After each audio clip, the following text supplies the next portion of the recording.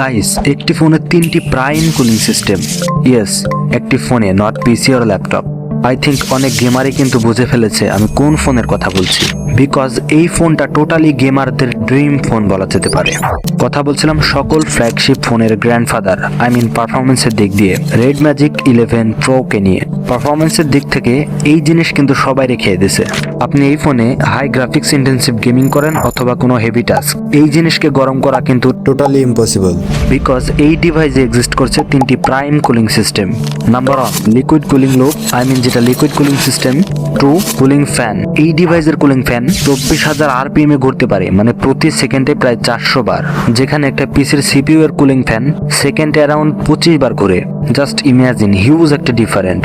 And third পার্টে হচ্ছে vapour cooling chamber. এছাড়া liquid metal plus conductive materials আছে, বাট আমরা এই প্রাইম 3টাকেই কনসিডার করছি।